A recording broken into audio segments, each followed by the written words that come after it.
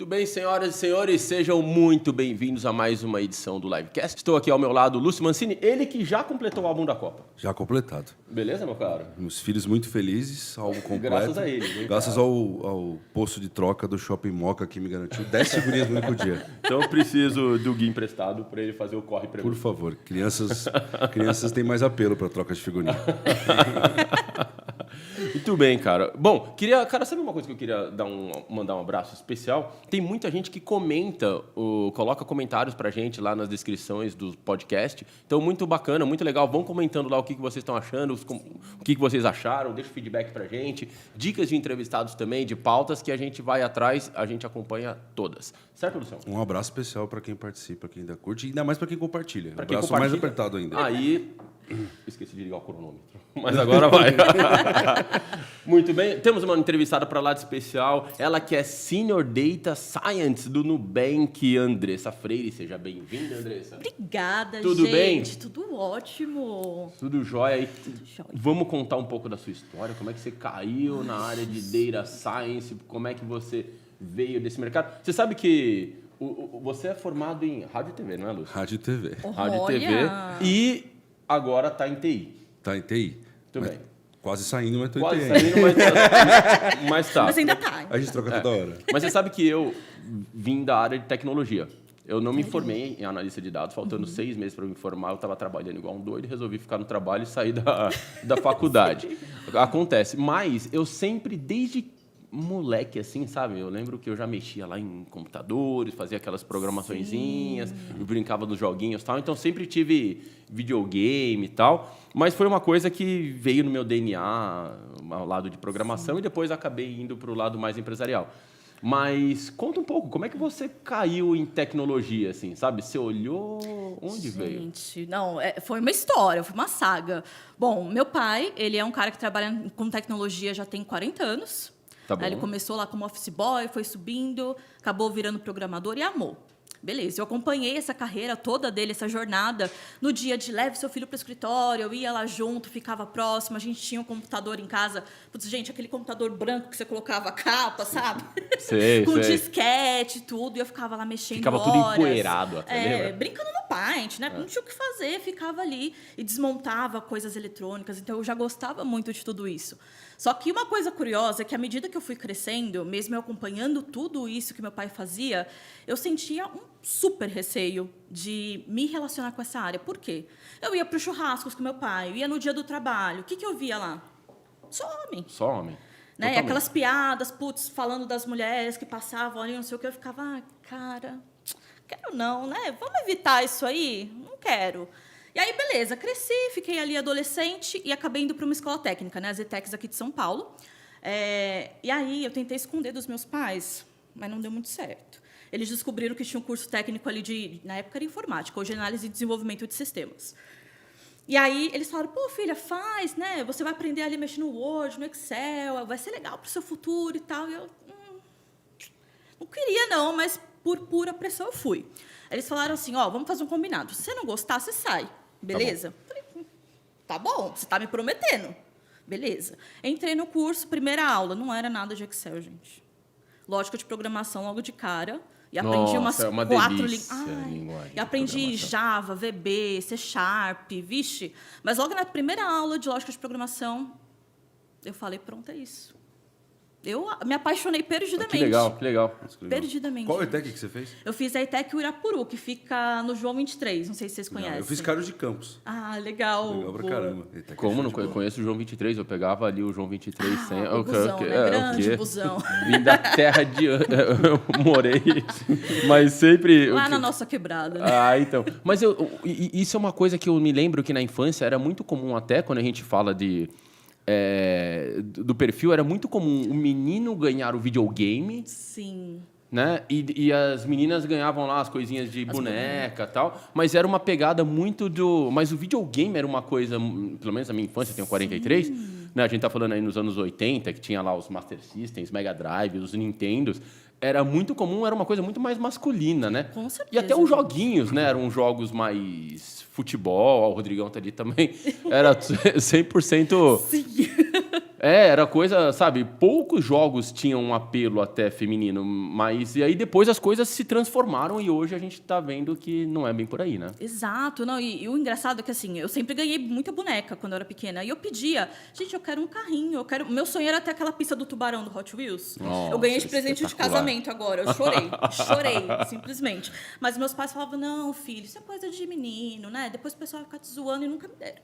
E aí eu, pra mostrar que eu tava infeliz com as bonecas, eu cortava a cabeça delas e deixava espalhada pela casa. Gente, eu era terrível. Eu era terrível, meu Deus. Desculpa, E aí pai e você mãe. foi na ETEC, começou a se descobrir esse lado de tecnologia Sim. e foi avançando na carreira e tal. E quando que você começou a entrar no lado corporativo?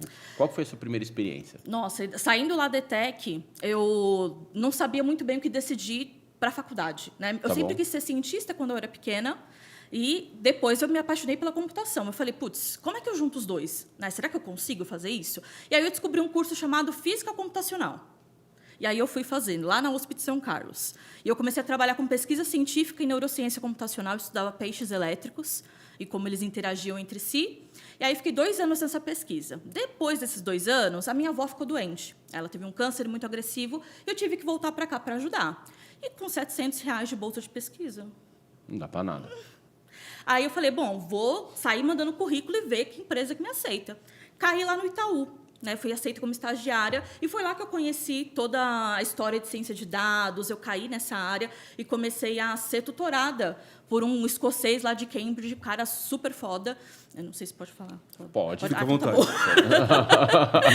bom. E foi assim uma mudança de vida para mim, porque antes eu achava que eu queria ser acadêmica 100%, que não tinha lugar para mim no mercado de trabalho em tecnologia. E aí eu descobri que sim. Foi difícil no começo, mas aos pouquinhos ali a gente conseguiu chegar. Você falou que foi monitorada por o cara foda de Cambridge, mas e o inglês, como é que foi?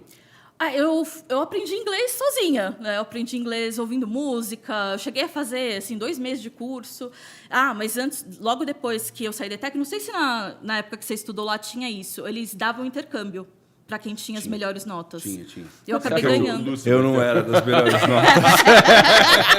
O lado de cada mesa não é de boas notas, vai por mim. E aí eu consegui um intercâmbio, eu tinha acho que meus 17 anos na época, e fui lá para a Inglaterra. Passei 1 mês fazendo um curso intensivão de inglês. Né, o governo pagou, e foi... Nossa, gente, aquilo ali mudou minha vida. E aí, quando eu cheguei para começar o estágio, começar a vida na pesquisa até, eu já tinha o inglês avançado. Ah, que legal. Então foi... E de fato, né? Hoje em dia, para você atuar na área de tecnologia, sem inglês não tem a mínima condição, né? Olha, eu acho que depende muito da empresa, né, e das pessoas que estão trabalhando com você. Lá no Itaú eu senti essa necessidade, mas por ter uma pessoa de fora. Mas quando eu trabalhei em outros lugares, passei pelo PicPay, pela Decolar, a gente já não tinha essa necessidade, não tinha ninguém ali que vinha de fora. Hoje no Nubank é obrigatório. A gente faz uma etapa em inglês, a gente tem ali as reuniões em inglês quando a gente vai apresentar nossos modelos.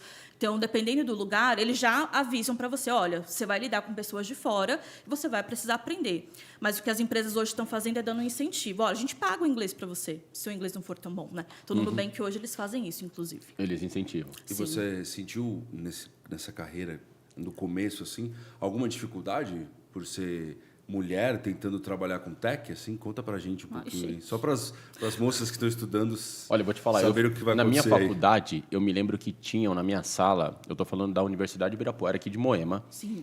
Eu tinha uma sala de acho que umas 70 pessoas. Dessas 70, acho que tinham 5 mulheres. Cara, minha faculdade de física foi bem assim. Tinham 120 alunos, 4 mulheres. Nossa. Era muito bizarro. E quando eu entrei no mercado de trabalho foi a mesma coisa. Mesma coisa. Só tinha eu na minha equipe de mulher, praticamente quase no andar inteiro. No andar todo tinham acho que umas 2 ou 3.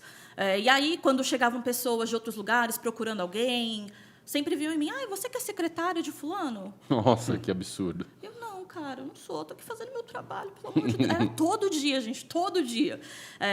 E outras coisas que fui descobrindo ao longo da jornada, né? Em alguns lugares que eu passei, putz, eu ganhava menos. Eu descobri que eu ganhava menos, mesmo tendo as mesmas qualificações que os meus colegas. Isso era absurdo, cara. Eu fazia as mesmas coisas, às vezes até mais. E, né, eu tinha essa disparidade. É uma coisa que é muito desconfortável para a gente, porque a gente não se sente valorizado, não se sente ouvida, né? É muito complicado a gente ter que sempre estar ali lutando só para ter voz, só para ter um espaço na mesa, sabe? É muito complicado. E é impressionante, né? Porque é uma coisa que é cultural mesmo, né? Porque a coisa, de certa forma, é algo que vem com o passar do tempo, né? Sim.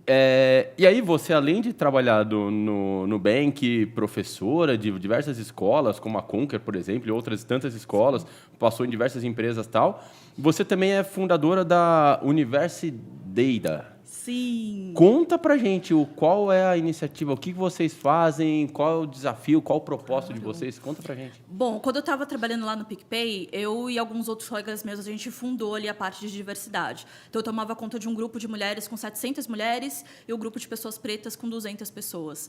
E aí, quando eu saí de lá, eu não queria deixar essa parte de lado, né? Porque eu me apaixonei por fazer aquilo. E aí eu falei, bom, tô saindo daqui, mas eu não quero deixar esse trabalho. E lá dentro eu dava aulas para as mulheres, mentorava e por aí vai.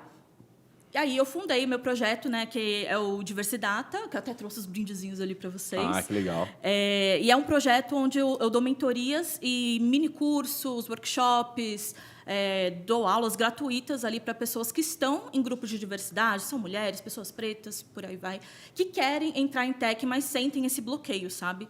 Sentem essa dificuldade de, putz, não é um lugar para mim, pô, ninguém vai me aceitar, ninguém vai achar que eu sou bom o suficiente. Então, eu tento dar essa força. Já passaram, acho que agora, umas 350 pessoas por lá. Bastante gente. Sim, e pelos nossos workshops ali já passaram mais de 1000.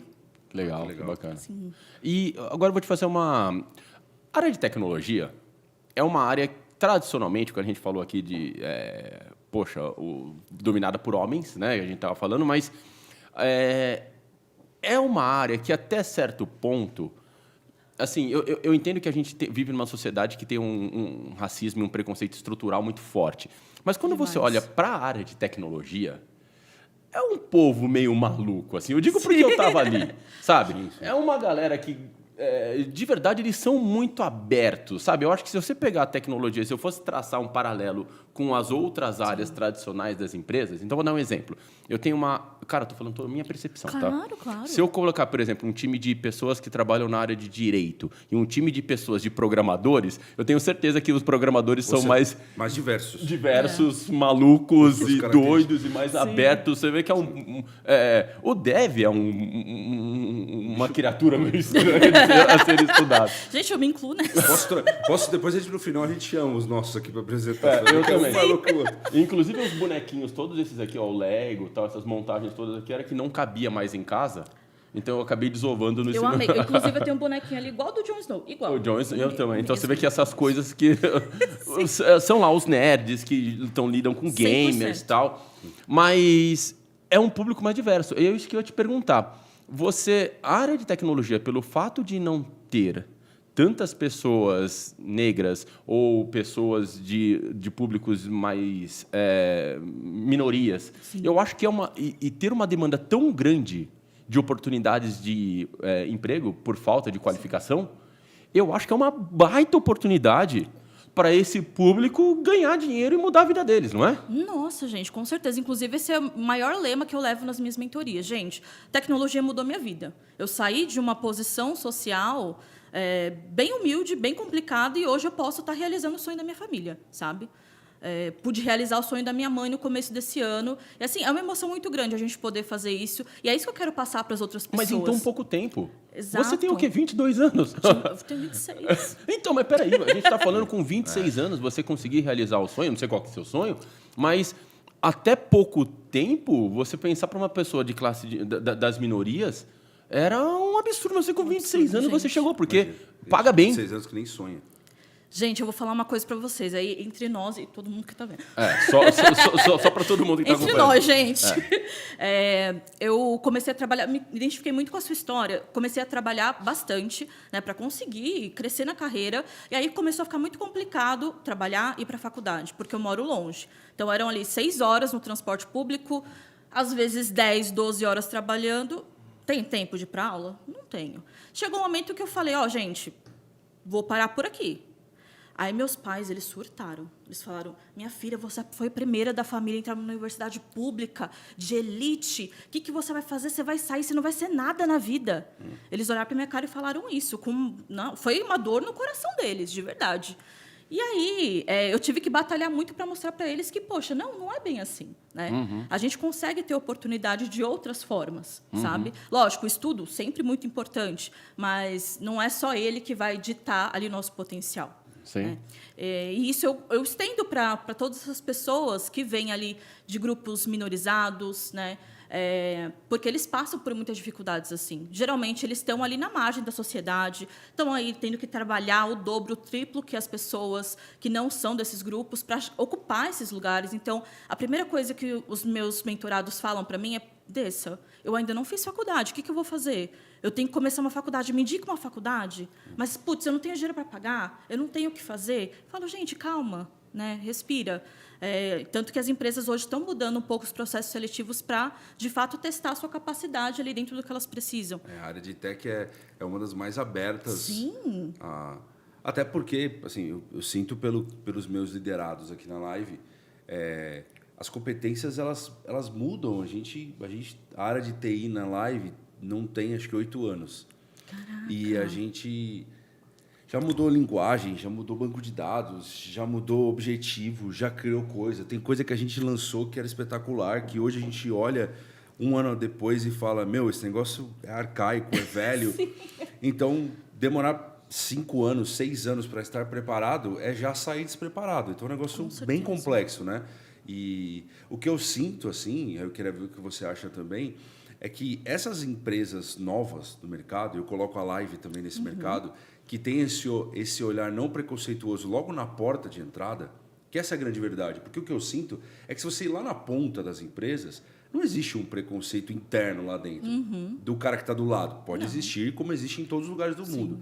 Não é lá que existe. Existe na entrada. Na entrada. O cara não passa porque ele não tem faculdade. Exato. O cara não passa porque ele é preto, porque a menina do RH acha ele estranho demais para ir para a segunda fase. Exato. Então, nem se mede a competência técnica dele. E essas empresas, o Nubank, a gente recebeu aqui...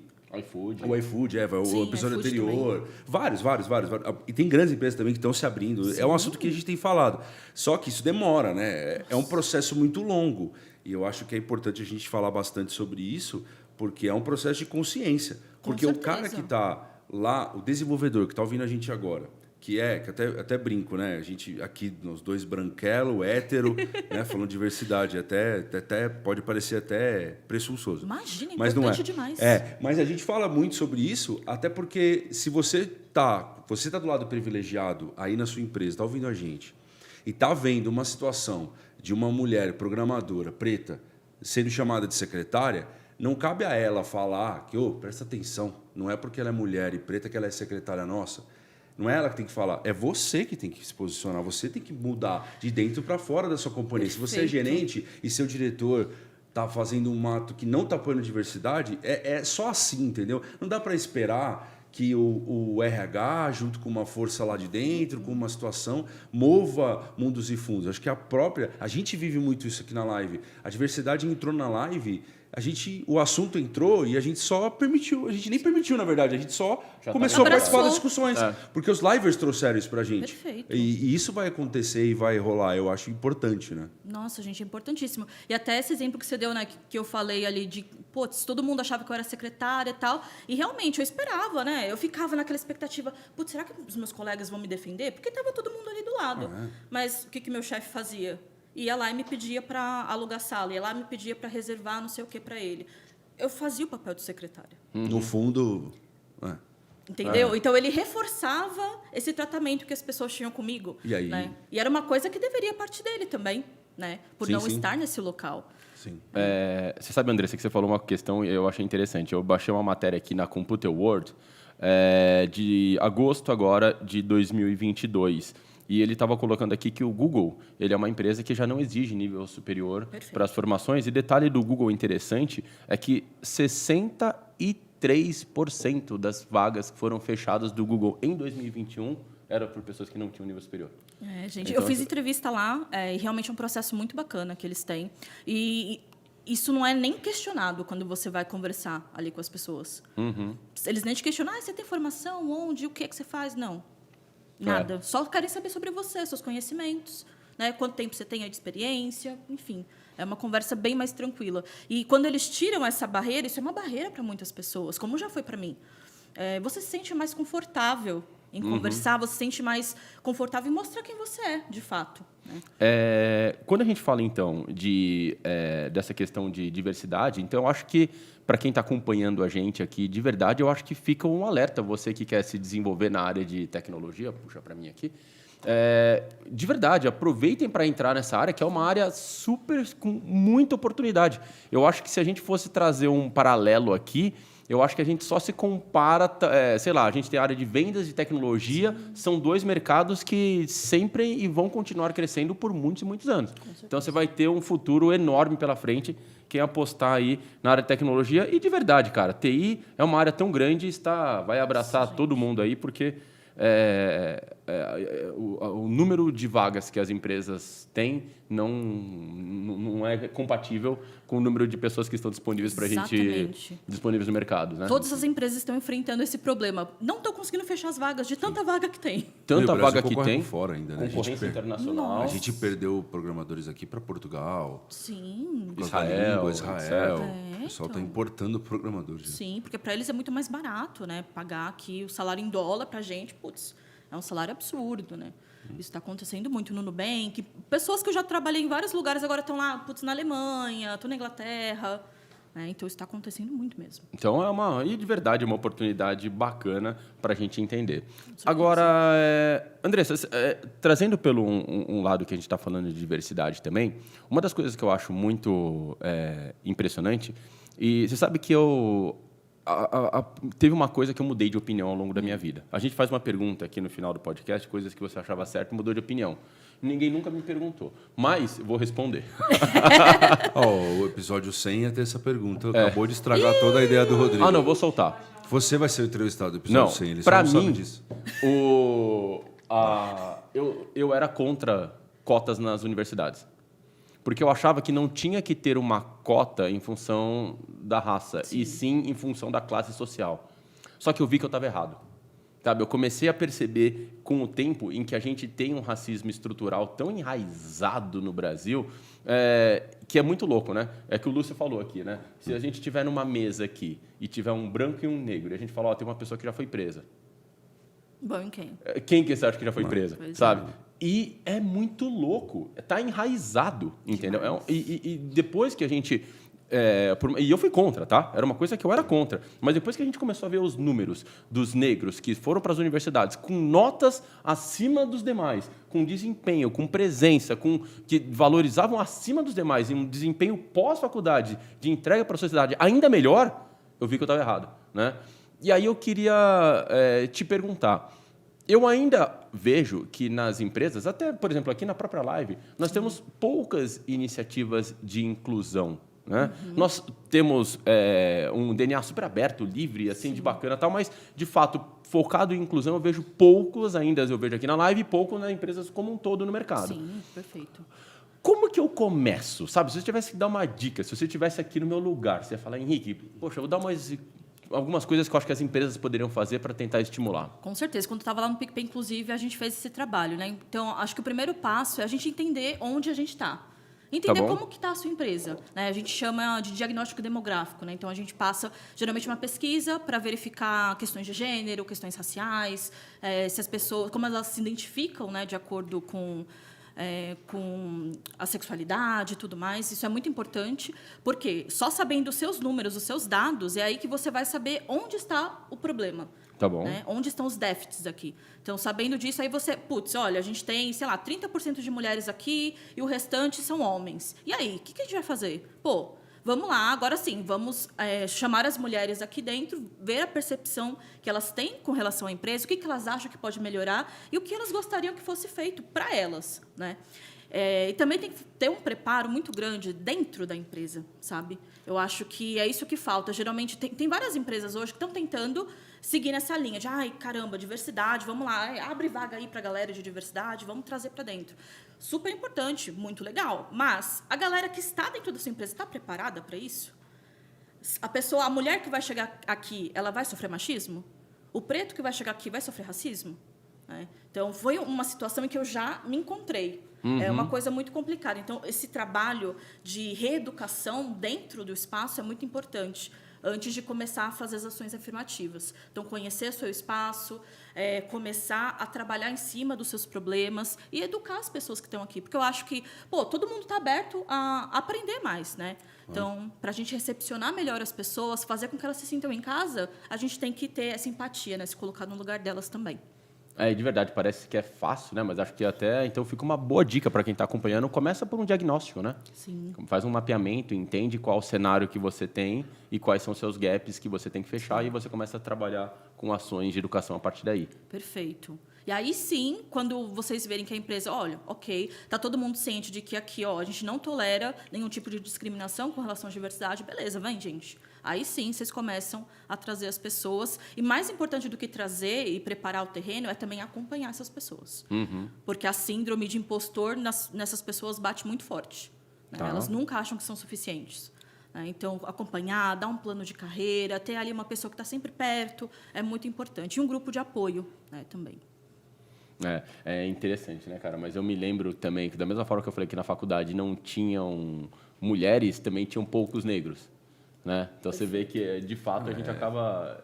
Se você tiver a oportunidade de parar e avaliar, você percebe rapidinho, né? Sim. A grande verdade é que a maioria das pessoas que não pararam para avaliar entendem como querem. Mas um outro ponto de vista, assim, tentando trazer esse para o lado mais business da parada, eu sempre fico pensando que o mais complexo, o equilíbrio disso tudo, é não parecer um favor... Ou, sabe? Porque eu fico imaginando, olha, você aqui entrou num processo normal, tá? Você tem que ter faculdade, você tem que falar inglês, programar 7 linguagens, trazendo para o mundo aqui da programação. 7 linguagens aqui, projeto gigantesco, para você vai ganhar X. Você entrou aqui, não sabe isso, não faz isso, não faz isso, não faz isso, não faz isso, não faz isso, mas por causa disso, e vai ganhar o mesmo X aqui, vou cobrar diferente e tal. Isso internamente, se não estiver bem equilibrado, gera naturalmente uma discriminação. Com certeza, entre aspas, é o que acontece hoje nas universidades com os cotistas, que algumas vezes são até perseguidos pelos não, porque existe um espírito interno de, cara, eu lutei e esse cara foi para ele, foi fácil. Porque o outro lado nunca enxerga a dificuldade de cá e tal, assim... esse equilíbrio realmente é algo complexo para você trazer um ambiente harmonioso, né? Porque eu também não imagino, você vai fazer aí se você fizer então vou fazer o seguinte, vou fazer uma área aqui só de diversidade. Você está criando você não vai resolver o problema. apartheid dentro da sua empresa, né? Você Exato. está separando, então não vai funcionar de qualquer jeito. Mas essa é a grande questão, sabe por quê? Essa é a espinha dorsal do racismo estrutural. Você fala o seguinte, não, eu aceito uma pessoa numa situação de minoria. Afinal de contas, ela fala 7 línguas, faz o programa... Porra, não tenho problema com negros. Eu adorava o Pelé. Porra, então você quer dizer que o cara tem que ser o Pelé, bicho? Caraca, velho. Não tenho problema com homossexual. Eu adoro o Tim Cook. Porra, mas o cara tem que ser CEO da Apple pra você adorar, sabe? Eu acho que esse é o problema, sabe? Pode ser uma pessoa normal, cara pálida. Cara, é muito comum a gente ter essa cobrança excessiva. Putz, você está recebendo aqui uma oportunidade. A empresa está te contratando numa vaga ali afirmativa. Então, você vai ter que se destacar. Vai ter que ser a melhor. Que os outros. Para você receber aqui e merecer o teu lugar. Quando, na verdade, as pessoas têm muito essa visão de que, não, mas é difícil preencher vaga de diversidade, porque a gente vai ter que baixar a régua, a gente vai ter que, falar ali para as mulheres, não precisa saber muito não, para as pessoas pretas não precisa, a gente te ensina aqui dentro. Quando, na verdade, a gente tem mulheres muito qualificadas, a gente tem pessoas pretas muito qualificadas, o que a gente não tem são empresas querendo procurar. Querem que as pessoas só cheguem. Como é que elas vão chegar? Essas barreiras de entrada, né? Exato. Exatamente, mas essas pessoas existem, elas estão aí no mercado. Certeza. Entendeu? Só falta você ir lá e buscar. Mas eu acho que esse é o grande questão, Exato. sabe? Acho que a partir do momento que a gente passar por isso e a gente começar a evoluir... E, na minha opinião, né, eu digo que eu sou um homem de 43 anos, com os meus vieses da minha infância, da minha adolescência, e eu estou em ampla desconstrução. Perfeito. Acho que muitas coisas que eu aprendi ao longo da minha infância... eu me lembro que quando meu pai lavava a louça, ele estava ajudando minha mãe, né? Hoje, a gente faz as tarefas de casa. Sim. Né? Eu não estou ajudando ninguém. Muito pelo casa é contrário, a casa também é nossa. Então, mas foi uma coisa que eu aprendi. Eu aprendi que era ajudar minha mãe, sabe? Que a dupla jornada era dela, sabe? E eu já aprendi que mudou, e faz parte, e a gente vive. E esse processo nasce pelas empresas. Nossa, Eu acho que se as empresas não tomarem a frente desse processo e não começarem a fazer essa transformação, sabe? Empresas como o iFood, que a gente entrevistou na última edição, como o Nubank, sabe? Que estão na ponta, mas acho que toda a base não começarem a mudar e trazer essa visão para dentro da sociedade brasileira como um todo, eu acho que acho que a partir daí a mudança vai vir. Com certeza. Independente de governos e tudo mais, sabe? A gente tende a achar que o problema vai estar no governo, sendo que o problema está dentro de casa. Tá no Brasil inteiro, né? Acho que, inclusive, em nós. É uma coisa muito engraçada, né? Meu pai, ele é um cara preto retinto. E ele nunca se considerou um cara preto retinto até o último ano, sabe? Mesmo todo mundo sabendo disso, falando com ele sobre isso, ele nunca se colocou nessa posição, porque ele sempre foi ensinado que isso é ruim, né? Putz, eu não posso me designar dessa forma porque eu não vou crescer na minha carreira, ninguém vai me querer. E, da mesma forma, eu e minha irmã fomos ensinadas a seguir dessa forma. Não, vamos alisar o cabelo, não vamos tomar sol, não vamos fazer nada para a gente não parecer com essas pessoas, senão a gente não tem vez, né? Isso é uma coisa que também está em desconstrução. Eu me reconheço como pessoa negra tem 4 anos. Né? Antes disso, eu tentava me afastar ao máximo disso. Né? Porque eu fui ensinada que não era legal. Entendeu? E fui ensinada também que lugar de mulher não era na tecnologia. Fui ensinada várias coisas. Então, acho que toda a sociedade está nesse processo de desconstrução, até quem está dentro dos grupos de diversidade. Né? Porque esses vieses atingem não só vocês, mas a gente também. Porque a gente é ensinada a estar mais perto de vocês, sabe? Não, eu quero parecer com vocês. Porque vocês é que estão nas empresas, vocês é que estão ali tomando as decisões, vocês que estão ali empregados, né? Empregos dignos, com vidas legais, né? Vocês que estão ajudando a família de vocês. A galera ali da favela, cara, eu morei ali na frente de uma boca, né? Lá em Suzano, não sei se vocês conhecem. Sim. Então, morei ali no Miguel Badra, perto de uma boca. Cara, olhar a realidade daquelas crianças, eram crianças de 5, 6, 7 anos, vendendo droga para ajudar a mãe a comprar comida, sabe? Como é que essas pessoas vão se enxergar em outros lugares se elas não veem pessoas como elas lá? Elas só veem pessoas como elas ali. Ou, às vezes, sei lá, jogando futebol. Não, e o sucesso é isso. São opções que a gente nem passa pela nossa cabeça. Exato. Né? Agora que eu penso nisso, assim, meu filho faz escolinha de futebol. E a escolinha de futebol é um hobby. Não é uma única opção de vida. Exato. Né? E você, né, sou palmeirense, né? E tem a história aí do Hendrick, que está você já jogou Palmeiras e tal. Você escuta a história dele, o futebol não era uma brincadeira que virou uma opção porque ele era bom. Era a única saída. Você escuta a família dele, a história dos pais, então assim é muito diferente mesmo. É muito fácil para a gente que está do lado de cada mesa falar, eles fazem isso porque querem, ou fazem isso porque tem índole para isso e tudo mais. Quando na verdade existe uma falta de opção gigantesca. Exatamente. E aí eu estar ali dentro da favela, na posição em que eu estou hoje, sabe? Olhando para aquelas crianças, conversando com elas, tentando trazer elas para a tecnologia. Às vezes eu chamo as crianças ali para dentro de casa, ensino a fazer algumas coisas ali no computador.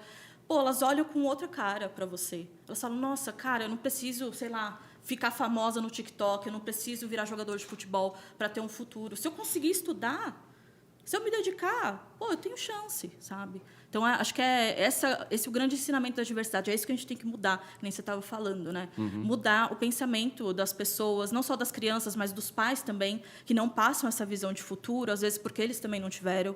Né? Então, é uma coisa que está muito enraizada, muito funda na sociedade. E, Andressa, e agora a gente, para quem está acompanhando a gente, eu acho que imagino... É interessante que tem muito... Eu acompanhando os comentários nos podcasts, tem muita gente que está no momento de início de carreira. Sim. Então, tem muita gente que está lá no início de carreira, encontrou a gente e está vendo o nosso bate-papo, está aprendendo sobre o que a gente está conversando nesse processo de desconstrução ou de construção. Sim. E aí tem um ponto que eu acho interessante, que quando a gente fala de trabalhar com tecnologia, a gente está falando que a Andressa de hoje, provavelmente 50%, 60% das competências e dos skills que você tem agora, daqui 5 anos não vai servir de nada. Daqui 10 anos, então, vai mudar tudo. Gente, né? Aí eu queria contar para você, porque quando a gente fala da faculdade, do estudo, como eu que abandonei, você chegou a terminar a faculdade ou não? Tô terminando, termino esse ano. Então, aí depois, indo depois para a faculdade, mas o grande ponto é que a gente não para de estudar nunca. Nunca, gente. Nunca, né? Eu acho que isso que a gente tem que deixar claro. Sim. Porque o meu tempo livre, ou eu tô, sei lá, brincando com minhas cachorrinhas, brincando com minhas plantinhas em casa e tal, mas grande parte das vezes eu tô lá com um Kindlezinho lá, procurando um livro, vendo uma skill, aprendendo alguma coisa nova, porque a gente não pode parar. Porque no mundo que a gente vive, para você se manter em alto nível, você tem que estar à frente. E é muito competitivo, né? Não, demais, assim. Eu acho que esse é o grande lema da tecnologia. Você entrou na tecnologia, beleza, então você está ciente que você nunca vai parar de estudar. Nunca. Gente, a galera me pergunta, não, mas, pô, você já é sênior, você já está com a carreira feita. Gente, não é assim que a coisa funciona, não. Né? Se eu parar de estudar, cara, daqui a pouco, passou 1, 2 anos, eu já estou obsoleta. Obsoleta mesmo. Eu não vou mais ter espaço no mercado. Não, em 5 anos, o mundo muda muito. Sim. Em 10 anos, ele muda completamente. Esse é o ponto. Exatamente. Quando eu comecei a trabalhar lá no Itaú, cara, eu usava ferramentas assim como SaaS, coisas desse tipo, que hoje em dia as empresas que usavam já estão se livrando para ir atrás ali de um Hadoop, para ir atrás, né, de ferramentas ali como Databricks, que são ferramentas mais robustas, com conexão em nuvem e tudo mais. E eu não sabia nada disso. Isso foi 5 anos atrás, gente. Foi ontem, sabe? Foi ontem. Se eu tivesse parado ali, eu não serviria para nada hoje. O Nubank, a gente passa por entrevistas técnicas, né, de live coding, a gente fala sobre as ferramentas e tudo mais. Eu não passaria se eu não tivesse continuado estudando, né? Então, isso é uma coisa que é importantíssima. Por mais que, beleza, olha, estou terminando minha faculdade agora, mas existem uma série de outros cursos e outras formas de você continuar se informando, de você continuar tendo acesso a conhecimentos que vão te ajudar no seu dia a dia. Né? Inclusive, vários gratuitos, se não gratuitos, que você consegue bolsa, né? Pelo menos nesse começo. E aí, quando você estiver ali já inserido, ganhando uma graninha, faça um investimento em você. Conhecimento é importante demais, gente. Demais. E tem um lado que eu acho importante, sabe? Participe de uma comunidade. Nossa, sim. Quando eu quero dizer comunidade, eu estou querendo dizer comunidades da sua área, do seu grupo. E aí que tá, galera, é tão fácil. A gente tem um acesso tão bacana. Sigam canais do YouTube que falam sobre aquele assunto que você procura. Veja no Instagram quem são as pessoas bacanas que falam a respeito. No LinkedIn, quem fala a respeito disso. Procura podcasts da galera que está conectada sobre isso, porque e o mais louco, a dica que eu dou é, no primeiro momento, vai seguindo tudo, sabe? Vai vendo tudo, aí depois você vê com quem você se identificou melhor. Exato. E aí você vai seguindo, né? Exato. Porque quando você começar a participar da comunidade e você começa a entender a linguagem, você começa a entender as novidades, você começa... Tudo o que soa estranho no primeiro momento começa a clarear. Eu acho que essa é o grande caminho, né? Perfeito. E, inclusive, as comunidades salvaram a minha vida, gente. Quando eu comecei essa minha jornada dentro do mundo corporativo, aconteciam as coisas que eu falei para vocês. Secretária, ninguém me dava nada para fazer. E era aquela coisa, eu me sentia sempre inutilizada. E eu ficava, cara, preciso ajudar minha família, mas eu queria muito desistir. Sabe? Eu quero voltar para minha pesquisa, ganhar de R$700, mas pelo menos eu sou respeitada, né? E eu não desisti porque eu conheci comunidades. Então, eu faço parte hoje da Python, UX para Minas Pretas, PyLadies e várias outras aí, que foram comunidades que, além de me ajudarem a adquirir conhecimento, foram comunidades que me abraçaram, que falaram, pô, você não está sozinha, cara. Olha, tanto de gente aqui que tem igual você, que lutou e conseguiu chegar. Você consegue também. Ou tanto de gente que está aí junto com você lutando. Dê a mão, né? Se juntem para fazer isso acontecer. E se não fosse isso, eu realmente teria desistido. Né? Então, as comunidades têm um papel e um espaço muito importante na minha vida. E, gente, indico muito que vocês procurem. Sempre vai ter uma comunidade para você. Sempre. Não, e é muito louco, né? A gente brinca na internet, quando eu era programador lá atrás, que na internet nada se cria, tudo se copia, Exato. né? É impressionante, né? Cara, você começa a procurar, você sempre acha alguém que passou por aquele problema, que passou por aquilo. Stack Overflow que diga, falar né? isso. Falamos junto. Ó, Agora só os nerds entenderam. Gente, obrigada. Cara, eu tava vendo, o Mike tava me mostrando do Visual Studio, é uma tecnologia que você descreve no comentário, acho que não sei se era da Amazon ou da Microsoft, não sei quem que Amazon. era, da Amazon, que você escreve no comentário o que você quer e ele monta o código para você. Você já viu isso? Eu não. Não está disponível para todas as linguagens. Acho que era free até agora há pouco. O Mike pode falar um pouco melhor. Eu não O Mike é nosso... nosso coordenador. Gente. E eu tava conversando com ele e, cara, você coloca, sei lá, num comentário, sei lá, é um paginador que vai, não sei o que, você escreve o que você quer, assim, você escreve o que você quer.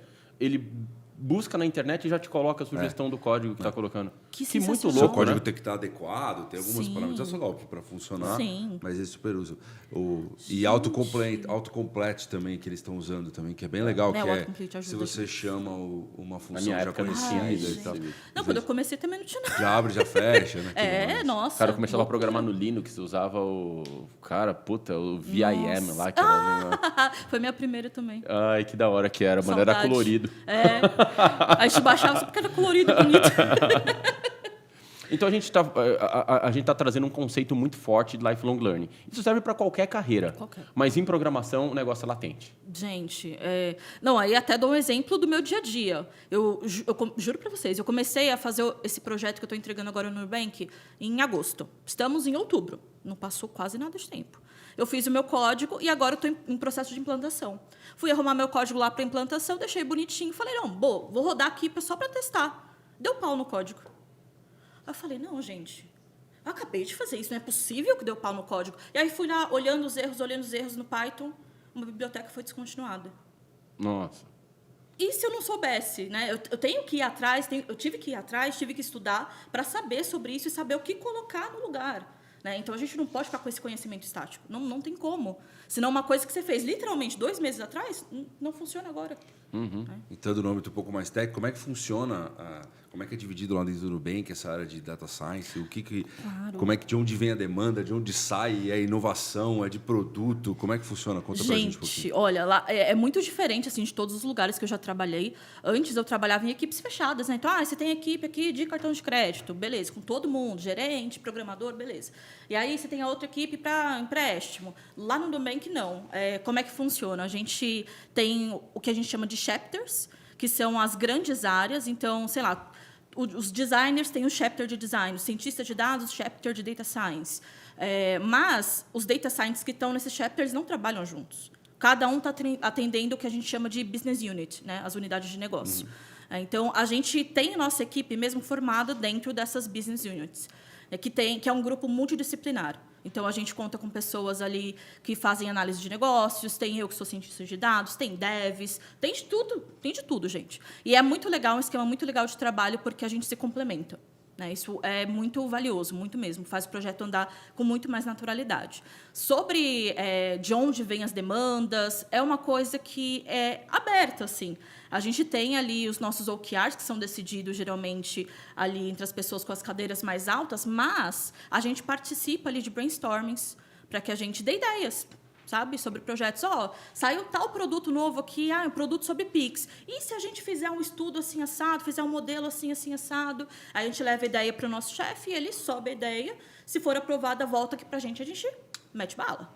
Né? Então, a gente tem um espaço de discussão dentro da estratégia, dentro do negócio muito legal. Mas, basicamente, dentro de cada desses BUs aí, tem um cara de data science. Sempre. Às vezes mais de um. Às vezes mais de um. Na minha BU, acho que tem eu e mais um. Mas se a BU for maior, pode ter assim, 5, 7 data scientists. Então, é uma coisa que depende da demanda da BU, inclusive. Sim. A BU de cartão de crédito, eu acho que aqui tem mais data scientists, que tem os modelos mais robustos, que não podem falhar de jeito nenhum, né, que passam por vários comitês de aprovação. Né, então, tem algumas coisas que são um pouco mais burocráticas, mas por conta do Bacen, né? Mas o projeto onde eu estou não é tão burocrático, então é um trabalho bem leve, bem tranquilo, assim, e com uma equipe um pouquinho menor. Quando a gente fala em trabalhar com data science, a gente tem diversas frentes de atuação dentro da mesma área. Né? Então, o universo ali é gigantesco, né? Conta pra gente um pouco de qual que é a sua área. Porque tem algumas pessoas que têm um conceito um pouco mais de, olha, eu tenho conhecimento das metodologias e atuo com uma visão de negócios, Sim. lidando com dados. Tem uma pessoa de manipulação de dados, tem umas pessoas mais de algoritmos. Sim. Conta pra gente quais são esses universos e qual que é a sua praia. Olha, realmente a gente tem essas divisões, né? Então, a gente tem pessoas que são especialistas em algoritmos, que fizeram, sei lá, mestrado, doutorado em algumas coisas específicas, estão lá para desenvolver novas metodologias para automatizações, para coisas mais específicas nesse sentido. E tem pessoas que Mas são... aí que tá. O cara do algoritmo é um cara que estudou uma metodologia e ele pode ser, por exemplo, um matemático, um estatístico, Exato. normalmente, um cientista... Uma pessoa de difícil comunicação. Sim, a gente tem esse perfil. Um abraço pro Scu aqui. Enquanto você falava, me veio ele na cabeça.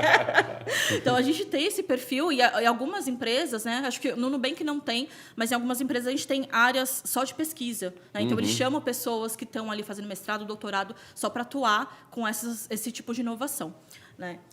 Mas, geralmente, nas áreas em comum assim, do Nubank, o que a gente faz? A gente tem que estar com o pé no negócio e com o pé ali na parte de programação, né? De saber ali a estatística, o algoritmo. Então, a gente tem que fazer as duas coisas. Tanto que no nosso processo seletivo, a gente é cobrado pelos dois. A gente tem um teste de live code, tem um teste de algoritmos, né, de metodologias de machine learning, e tem um teste de negócios também para fazer. Então, é uma coisa que tem que estar presente no nosso dia a dia, porque quando a gente vai ali apresentar nosso projeto, defender o nosso case, a gente apresenta toda a parte técnica, olha, fizemos um modelo assim, assim, assado, preparamos os dados assim, assim, assado, chegamos nessas métricas aqui de sucesso, e daí?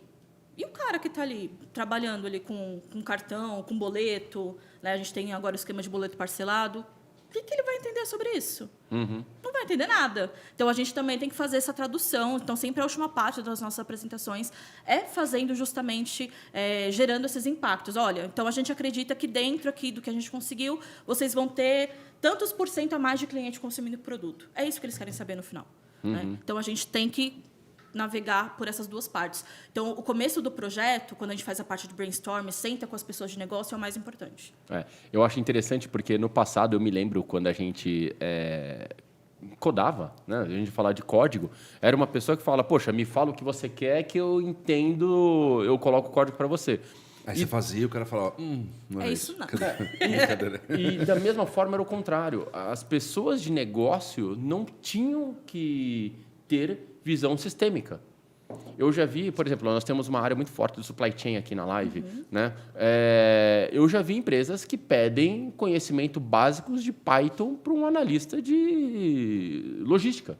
Mas, poxa, por que ele tem que ter? Porque ele tem que entender. Sim. Poxa, que o dado vai vir daqui, vai conectar com lá. Ele tem que... Tecnologia hoje não está restrito aos executivos de IT. Como negócios, não está restrito às áreas de negócios. Todo mundo tem que ter uma visão dos dois lados. Perfeito. Né? Você me lembrou uma coisa que é muito importante, que se chama letramento em dados. Tá bom. Que é uma coisa, gente, que a galera acha que só a gente que está atuando com essa área precisa. Não, cara. Dados está na sua vida. Você abre aqui seu celular, entra no teu Instagram, no seu Facebook, tudo que você está fazendo aqui vai gerar dado para alguém. Tudo. Não é à toa que a gente fala, putz, estou precisando tanto de um tênis, do nada aparece um monte de tênis em propaganda. Não. Tudo que você está fazendo está sendo usado e você tem que saber como isso está sendo usado, como a LGPD te protege de algumas coisas, você tem que saber como as empresas estão fazendo isso. Você não precisa trabalhar com dados para saber isso. Mas saber o que é uma tabela. Saber como que normatiza uma tabela. Como é que você extrai o dado de algum... Porque como ele vem, sabe? Eu acho que isso é fundamental. Também. Né? Você saber, por exemplo, o que é uma API. Como é que o que tem que fazer para conectar uma API?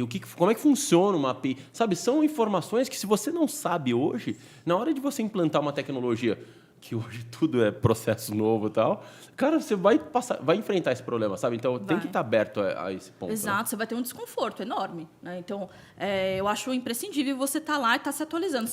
Vai ser instalada ali uma tecnologia, por mais que você seja ali analista de logística, vai ser instalada uma tecnologia na sua área para que você mexa em algumas ferramentas nesse sentido, ou que elas cheguem até você de alguma forma, você tem que saber pelo menos o básico. Exato. Senão você não se vira, né? Senão você vai ser substituído logo, logo. Exato. Eu estava no fórum de compras nos últimos dias e acontece um fenômeno muito legal, porque as empresas elas têm que ter o trabalho, elas estão mudando a forma de vender, né? Antigamente você falava, olha, eu sou fulano de tal, eu tenho um software que faz tudo isso, assim, né?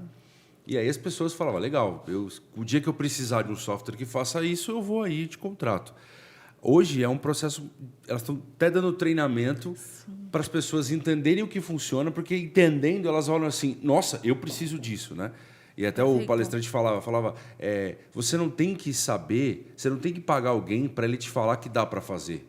Você tem que saber você que dá para fazer. O que você tem que pagar é como isso vai ser feito. Perfeito. Em áreas que não são em tecnologia, o profissional que já vai para o como, ele está um passo à frente. A gente percebe, porque é muito doido, assim, a gente faz o congresso de Data Science na live.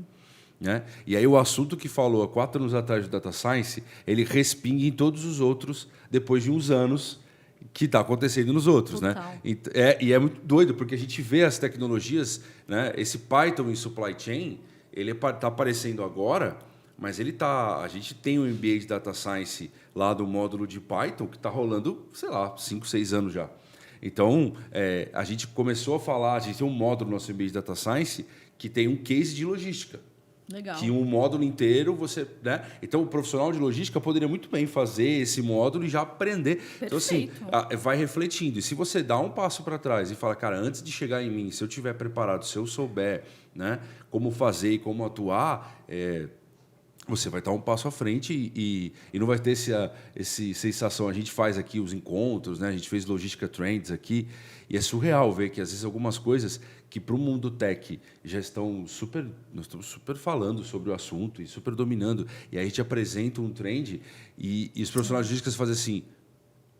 Isso não existe ainda, né? A pergunta fala, existe, está rolando, está aqui, está tudo mais. E aí, quando dá match, isso faz dinheiros absurdos, assim, né? Não, com e, toda certeza. e é só uma compatibilidade, né? É só o cara estar aberto à tecnologia. Sabe qual que eu acho que é o grande ponto sobre isso, cara, que eu acho interessante? Eu me lembro que no passado, a coisa de, sei lá, vou fazer uns 10 anos para trás, não muito, as empresas adotavam algumas tecnologias e não adotavam outras. Então, você tinha lá, isso aqui eu uso, isso eu não uso, isso eu uso, isso eu não uso, isso eu não uso, isso eu não uso. Tá. Eu não conheço o Nubank, mas eu tenho certeza que o Nubank usa tudo. Gente. O Nubank, as grandes empresas hoje têm tecnologia de tudo para todo lado, bicho. Então, não tem mais essa. Quando você vai num fórum que a gente fez lá, que tinham 35 patrocinadores, se você pega uma grande empresa, eu almocei com o Henrique, meu xará, um abraço, da Votorantim, ele é diretor de compras da Votorantim, ele falou, Henrique, dos 35 patrocinadores que você tinha aqui, uns 20 a gente usa. Porque a gente usa a tecnologia de todo mundo. Porque tem que ser, né? Exato. E o Nubank nessa mesma pegada. Não, com certeza. Se a gente não usa tudo, pelo menos já testou. Já sabe? testou? Já testou, já tentou. Ou já passou por lá e agora trocou a ferramenta, mas isso é tudo muito dinâmico, né? Tem muita coisa aí que várias empresas estão oferecendo e, poxa, gente, tem tanta tecnologia legal saindo, tanta tecnologia nova. Às vezes a gente não precisa reinventar a roda, né? Tem coisas aí que a gente pode e deve aproveitar. Então, isso é verdade mesmo. É isso que a gente percebeu, sabe? Porque quem não usa todo tipo de tecnologia, uma hora você acaba ficando para trás. E Exato. o fato de você testar e tal... Agora, tem uma tecnologia que todo mundo fala que usa, todo mundo está usando para todo lado e tudo tem isso e eu quero saber se é verdade. Ai, meu Deus. A tal da inteligência artificial. É.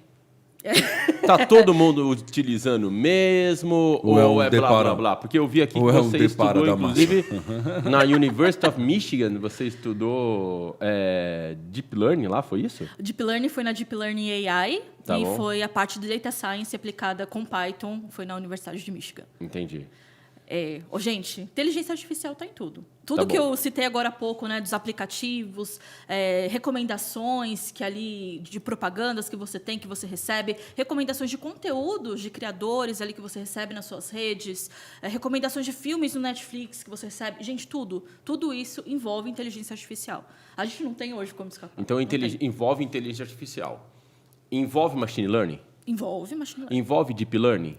Nem sempre. Nem sempre. Aí que Nem tá. sempre. Por quê? Me conta por que não. Porque, geralmente, empresas, por exemplo, né, empresas financeiras, que são as que eu costumei trabalhar ao longo da minha vida. Cara, Deep Learning é muito legal, resolve muita coisa? Sim. Porém, tem modelos mais simples, mais explicáveis, que também resolvem o problema. Podem, às vezes, ter uma performance um pouco menor, mas pela explicabilidade a gente aceita. Por exemplo, se a gente trabalha ali no mercado bancário, a gente tem certas obrigações para cumprir com relação ao Bacen. Então, se, por exemplo, eu te neguei um empréstimo, te neguei um crédito, você tem o direito, como consumidor, de vir aqui na minha porta, bater e falar, pô, Dessa, e aí? O que você fez para ser negado? O que aconteceu? E aí, se você quiser, eu sou obrigada a abrir o fluxo de decisão para você. Falar, olha, por conta do nosso modelo, que tem tais e tais e tais variáveis importantes, por conta dessa variável aqui, sei lá, seu salário, você foi reprovado. Então, a gente tem que saber passar esse nível de explicabilidade para as pessoas. Então, os modelos que são muito, muito robustos e ainda não tão explicáveis, eles acabam ficando num segundo plano. Mas eu acho que isso vai mudar em breve, porque tem várias tecnologias aí surgindo, que tem o Shep Values, né, que são muito conhecidos para explicar modelos ali de machine learning que são um pouco mais complexos, de boosting, já estão aí fazendo muito sucesso. Então, acho que em breve, para coisas mais complexas assim, a gente também vai ter como explicar. Uhum. Quando a gente pega... eu sou fã do mundo Apple, vi que você está de iPhone aí também e tal, mas quando a gente pega as últimas atualizações que nós tivemos no iOS ou até no Android nos últimos anos, a gente vê que o sistema operacional ele tem mudado amplamente para o conceito de inteligência artificial. Então você pega no Zoom agora. Então, por exemplo, o fato dele ler e desfocar o fundo, o fato dele tirar o ruído da voz quando você está num ambiente, ele está usando inteligência de máquina para você mapear, captar aquele dado e isolar. O fone de ouvido que isola o ambiente e tal, nada mais está fazendo do que captando o ambiente externo, mandando uma frequência contrária no seu ouvido que isola. Perfeito. E a partir da capacidade computacional, ela melhora o áudio, a voz, o vídeo, a foto, o que você está tirando. Quando a gente fala de Deep Learning, a gente está falando da própria máquina usar os modelos e aprender sozinho, né? Exatamente. Então, eu tenho até um exemplo aqui. Autodidata. Eu vou pedir para o Rodrigão aqui, depois colocar esse artigo aqui na nossa descrição, mas a gente está falando aqui de a gente ter um nível, né, de inteligência artificial, machine learning e deep learning, né? Perfeito. Então, acho que a gente tem uma diferença clara aqui. Quem está acompanhando a gente aqui, eu vou pedir para a gente colocar essa imagem ou o link aqui na descrição, que é onde a gente provavelmente deva chegar nos próximos anos. Com certeza, né? Eu tenho vários colegas que eles já usam Deep Learning aí para fazer coisas relacionadas a reconhecimento de imagem. Inclusive, tem um amigo meu que ele fez um trabalho muito legal em pesquisa de Covid mesmo e usou bastante Deep Learning para tentar observar resquícios de Covid antes da pessoa ficar muito ruim, né? Através de exames de raio-x. E foi através de um algoritmo desse. Uau, que legal. Show de bola, gente. É demais isso, sabe? Então, tem um potencial gigantesco que já é aplicado em vários lugares. Porém, dentro assim do mercado bancário, por questão de explicabilidade, a gente ainda fica meio limitado com o uso dessas tecnologias. Mas, assim, eu estou aqui torcendo para o dia que a gente vai poder usar para bastante coisa. Que legal. Andressa, conta para mim o que você tem estudado. O que te chama atenção, assim, sabe? O que você vai olhar e falar, poxa, Henrique, cara, o que tem de livro assim na cabeceira assim, da Andressa atualmente? Cara, um tema que eu tô apaixonada assim, por estudar é a parte de ética em dados, né? Em IA, em dados em geral. Eu acho isso um assunto extremamente importante, extremamente relevante. E a gente está caminhando ainda, não está? Sim, com certeza, porque esse assunto, né, a gente falou, a IA tem tudo, certo? Só que está começando, por estar sendo usado em praticamente tudo, a gente tem que tomar cuidado. Tá bom. Né? Com o modo como ela é usada, se ela é usada de modo correto. Então, o que já aconteceu dentro do meu dia a dia, por exemplo, que, não são coisas legais. Já vi em alguns lugares modelos ali sendo feitos, modelos de machine learning, para, sei lá, ceder crédito para alguém, e no modelo ali tinha o gênero da pessoa e tinha se a pessoa era casada, se não era. E o que acontecia? O modelo era feito, beleza, aprendia ali. Quando a gente ia estudar os impactos dele, quando a gente dava um zoom ali, o que acontecia? Os modelos eles só aprovavam crédito para homens solteiros, na maioria dos casos. E as mulheres, o que acontecia? Para homens casados, eles cediam um pouco menos. Porque falavam que iam ter mais gastos e tudo mais. Gasta muito, né, Luciano? Só que aí chega uma O coisa... Nubank sabe quanto eu gasto. Sabe quanto eu... Jesus! Ai, socorro! E para as mulheres, e aí, o que você acha que aconteceu nesse caso? Que eu acho que aconteceu, provavelmente elas tinham algum, sei lá, imaginavam que gastava mais ou e não liberava tanto limite, era coisa assim? Não liberava limite para a maioria das mulheres, por quê? A gente via ali que quando estava relacionado com aquela outra feature de estar casada ou não, quando a mulher não estava casada, ou seja, uma mulher solteira que está trabalhando, o mais sensato é você cedeu o crédito. Uhum. Mas eles não cediam, por quê? O modelo ali aprendia com as informações que a gente tinha que, a mulher não é casada, então não tem um cara sustentando ela. Entendi. Então eu vou negar crédito Que para ela. doido, né? E é uma coisa que, às vezes você não imagina que isso vai acontecer.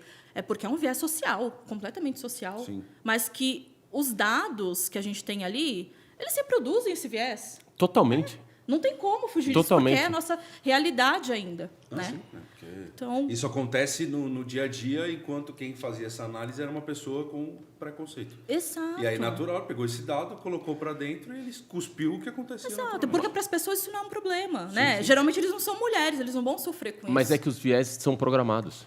Exato. Não é que na nossa cabeça, é no código. Sabe por quê? Eu vou dar um exemplo. Eu pego e compro todo mês 50 caixas de papel sulfite.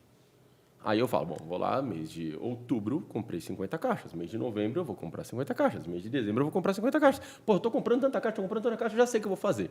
Vou fazer eu vi na palestra do evento da Live que tem um negócio chamado RPA, Robot Process Automation. Sim. Então, eu vou fazer um robô que vai comprar 50 caixas e eu só vou procurar o melhor lugar e tal. Só que o robô, como eu estou programando ele, eu vou fazer o robô para programar o que eu fazia da mesma Exato. forma. Sim, sim. Então, vai Perfeito. acontecer a mesma forma. Na verdade, o que eu estou fazendo, eu não estou buscando melhor, eu só estou automatizando o processo. Perfeito. E é isso que estava acontecendo quando você falou. É perfeito, e é o que acontece. Exato. E você sabe que é uma das grandes dificuldades hoje das empresas, não só quando a gente automatiza esse processo, a gente automatiza o viés junto. Perfeito, cara, perfeito. Isso é uma coisa muito doida, né? Porque, às vezes, para a pessoa que está programando, ela está reproduzindo o viés e, nem está se tocando, porque não é uma coisa que vai atingir essa pessoa, né? Muitas vezes. Então, qual é a nossa obrigação enquanto pessoas que estão ali programando coisas que estão atingindo a sociedade como um todo? Eu trabalho cedendo poder de crédito para as pessoas, né? Então, eu estou mexendo ali com o dinheiro da vida da pessoa, né? Com as oportunidades que ela pode ter, que ela Até com o pode dar. assunto anterior, né? Você está mexendo com o assunto anterior. A falta de Exato, oportunidade. Né? exatamente. E aí eu vou chegar, não, cara, moça, você não é casada, não vou te dar dinheiro. Eu não posso fazer isso de forma alguma. Sim. Porque eu já fui essa moça, entendeu? E é muito complicado. A gente tem essa obrigação de ter noção da ética que a gente tem que estar levando para dentro do nosso trabalho. Isso é uma coisa que tem que ser passada e não é, cara. Você vê um monte de gente estudando ali sobre IA, não sei o que. Eles acham que é só pegar ali um Python, fazer um fit no modelo e, já sou aqui, já sei fazer modelo.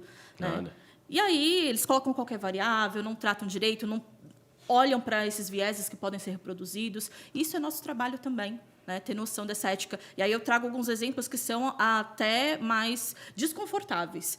Teve um cientista de dados da IBM, não sei se vocês acompanharam esse caso, que foi preso no ano passado, cientista de dados, porque a polícia lá do Rio de Janeiro usou um sistema de reconhecimento facial e que disse que ele era a pessoa procurada lá, e ele foi preso, ficou quase um mês preso.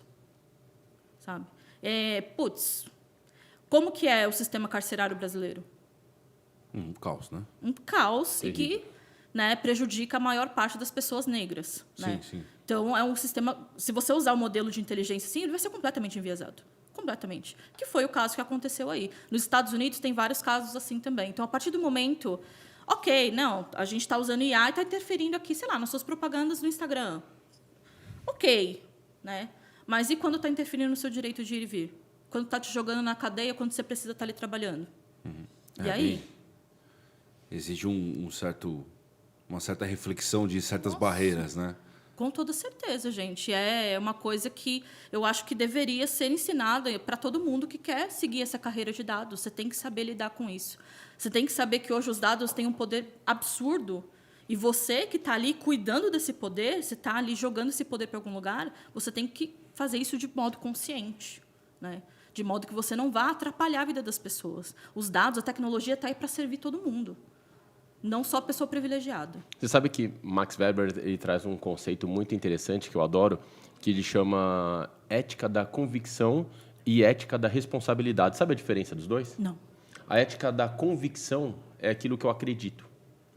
Então, de fato, eu acredito numa questão tal. Mas tem uma questão que é o seguinte, essa minha convicção, eu posso colocar na prática agora? Eventualmente, não. Então, eu tenho que ter responsabilidade de entender que não é o momento. Então, eu acho que é nisso que a gente tem que tratar e entender e como, estando na sociedade, a gente saber lidar com isso. Sabe, eu acho que esse é o mais importante. Perfeito. Andressa, a gente chegou no momento agora, por incrível que pareça, do nosso bate-papo final. Já? Já. Culpa tudo do Rodrigo. Ele acelera o cronômetro aqui digitalmente. Ele tem uma ética da convicção dele que tem que... Sem brinde para você. A gente sempre pega no pé dele lá. Andressa, conta pra gente. Tem alguma frase de impacto que de alguma forma marcou a sua carreira que você consegue... Tem. Que você carrega com você? É uma frase que vem lá da Kamala Harris. Quando ela foi ali fazer o discurso, depois que o Biden assumiu, ela falou o seguinte, eu posso ser a primeira mulher, mas eu não vou ser a última. Né? Foi uma frase que a mãe dela falou para ela, sabe? Chegou ali e falou, olha, Kamala, você está ocupando um espaço hoje que muitas mulheres negras não estão, nem sonham em estar.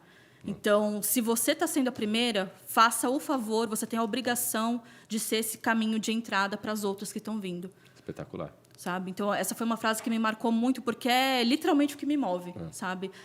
Olhar aqui no meu Instagram, ver uma mensagem de uma pessoa falando, nossa, que bom ver uma mulher preta que nem você, que está aí na tecnologia, que está aí, né, dando curso, falando com a gente. Pô, cara, isso não tem o que pague, sabe? Propósito, né? Não tem. É o meu propósito de vida, sabe? Porque eu senti na pele como é passar por tanta dificuldade e por tanto preconceito para chegar até aqui. Não foi um caminho nada fácil. Foi muita tentativa de desistência, foi muita tentativa de jogar tudo para o alto, mas lembrar que, poxa, beleza, eu estou sofrendo, para quê? Para as pessoas que estão vindo atrás, para as mulheres, para as pessoas pretas, LGBTs, que estão vindo atrás, não sofrendo da mesma forma. Eu posso não estar viva para ver isso acontecer. Mas, posso falar uma coisa? Você está no começo. Porque você está com 26 anos. Você ainda tem um longo caminho. E vou te falar outra coisa. Não vai ser fácil. Não. Você está falando, eu sofri. Você pode falar, você vai sofrer 10 vezes mais. Vai ter mais perrengue. Mas é assim mesmo. Só que lá na frente você vai ver, caramba, olha como eu construí. Sabe? Genial. É assim mesmo que continua. E você tem algum conselho que você recebeu que te marcou? Cara, respeite seu tempo. Quem falou para você? A minha psicóloga. Um abraço para a psicóloga. Beijo, Gabi. Respeite seu tempo. Beijo, Gabi. Não, cara, por quê? Né? Eu sempre fui uma pessoa muito ligada no 220. Então, eu sempre tive aquela vontade de, putz, como eu consegui algumas oportunidades na minha vida que foram uma mudança para mim, eu queria agarrar tudo que eu podia ao mesmo tempo. E aí, gente, chegou até o ponto de eu ter que tirar uma licença psiquiátrica. Né, do tanto que eu estava ali, cara, me desgastando. Por quê? O que estava te desgastando? Era o trabalho? Tudo. Eu mesma. Né? Entendi. Eu passei por alguns casos de assédio moral e tudo mais, mas muito mais eu mesma do que as outras pessoas. A cobrança que eu colocava em mim mesma de ter, putz, cara, eu sou uma mulher negra, se eu não fizer um monte de coisa, que as pessoas não vão me ver. O que é um erro, né? Eu não vou chegar ali, sabe? Então, a gente se cobra. Cara, não, eu não me dou o direito de ser normal, né? De ter ali uma vida normal. Então, eu acabei tendo que ficar doente. Eu tive um pré-AVC. Uau, né? mas... Passei assim, por uns momentos muito pesados. E nessa hora que eu falei, não, cara, vamos parar. E quando eu comecei a fazer o tratamento, ela falou, cara, respeita seu tempo. Tem dia que você acorda e você não está bem. Você não é obrigado a estar bem o tempo todo. Você não é obrigado a ser produtivo toda hora, cara. Isso não existe. Respeita seu tempo. Você não está bem? Respira, tira um dia para você, amanhã é outro dia. Né? Não tenta agarrar o mundo, porque senão você não sai do lugar. Senão você acaba doente, senão você acaba frustrada, porque você não vai atingir o que você quer. Então, acho que esse foi o maior conselho para mim. Legal. E uma competência que você acha que todo mundo assim deveria dominar? Cara, pensamento crítico. Isso, assim, para a vida. Para a vida. Né? Acho que é parar de aceitar assim, tudo que você ouve, ainda mais nessa época que a gente está vivendo, de fake news para todo lado, sobre tudo, dentro do nosso trabalho, dentro das nossas... Gente, tudo. O pensamento crítico, ele ajuda em todos os sentidos, todo mundo. Não é só quem trabalha com tecnologia, quem trabalha com dados. Não. Você tem que ser uma pessoa que tem um pensamento crítico, que questiona, que quer entender, sabe? Eu acho que isso é importantíssimo. Se as pessoas fossem ensinadas a ter esse pensamento crítico e não só reproduzir as coisas, acho que o mundo seria outro, realmente. Muito bom. E uma verdade que você falou, isso aqui vai ser para sempre, já mudou de ideia? Eu já até comentei, Sim, eu dei um próprio spoiler. Gente, quando eu comecei, né, quando eu passei na faculdade, tal, acho que foi a maior alegria assim que eu vi na vida dos meus pais, porque eles vieram de uma origem muito, muito humilde. Então, quando eu passei na USP, assim, nossa, meu pai chorou, minha mãe pulou, foi uma coisa muito louca. E eu achava que eu tinha que seguir exatamente esse caminho para ser alguém na vida, né? Pô, eu preciso ter um diploma, eu preciso ter aqui um mestrado, preciso ter um doutorado para ser alguém, né? Senão eu nunca vou ser ninguém. E essa foi justamente a frase que eles falaram para mim quando eu falei, gente, vou largar a USP. Né? E foi um grande baque, porque eles falaram, você não vai ser ninguém, você não vai conseguir. Porque a gente cresceu ouvindo isso, né? Você precisa disso para você ser alguém. Olha a desconstrução novamente em ação. Exato. E de verdade, eles estão se desconstruindo com relação a isso, porque eu mostrei para eles, gente, eu consegui. Passou 2 anos aqui, olha onde eu estou. Há 2 anos atrás eu era júnior, sabe? Então eu tive que mostrar ali na raça. Andressa, como é que você falou que o pessoal te chama? Andressa? Dessa, conta pra gente, então, uma música que você gostaria que a gente colocasse na nossa playlist para os nossos alunos aqui. E, enquanto você está pensando na música, o Rodrigo trouxe um presente para você aqui. Ai, meu Deus! Trouxe aqui será uma liver, uma canequinha liver. E tem uns presentinhos dela pra gente também. Deixa eu entender. Traz aqui pra gente, deixa eu ver o que você trouxe. Não, mas ela tem que entregar pra gente aqui. Isso, não. Eu sigo o protocolo. Rodrigão. Obrigado. Diversideira. Olha que show. Quem quiser acompanhar mais sobre a Diversideira, entra onde? Só jogar no Instagram, lá no LinkedIn, em todo lugar. Vou colocar aqui na câmera. No YouTube também. E agora? Tá lá, Diversideira, em todas as redes sociais. Qual é a música? Gente, uma música... Eu tenho até ela tatuada aqui na perna, ó. Qual que é? Triste, Louca ou Má. Triste... É o Lúcio. Triste, Louca ou Má. Tá aqui. Colocando aqui. Essa música aqui? Uhum. Muito bacana, não conheço, vou ouvir. Uma música Vou bem colocar forte. aqui para quem quiser acompanhar. Andressa, quem quiser segui-la ou acompanhá-la nas redes sociais, encontra onde? Tem tudo ali do Diversidata, né, que é onde eu posto tudo. Tem bom. também o meu pessoal, que é Dessa Freires. E lá no LinkedIn, tô como Andressa Freires. Andressa Freires, está lá a Andressa, para quem quiser continuar esse bate-papo super bacana também. O Rodrigão coloca o nosso link meu e do Lúcio aqui também, para a gente seguir lá no LinkedIn, quem quiser bater um papo conosco sobre esse Assunto. e muitos outros assuntos. O que quiser falar, a gente está falando por aí. Certo. Obrigado. Muito Parabéns show. pelas Gente. iniciativas, Muito obrigado pelo parabéns papo. pelo Eu que propósito, agradeço. super bacana. A gente vai seguindo, vamos para cá? A gente vai seguindo, acompanhando o pessoal que segue a gente, compartilha, deixa like. Forte abraço e até a próxima. Tchau, gente.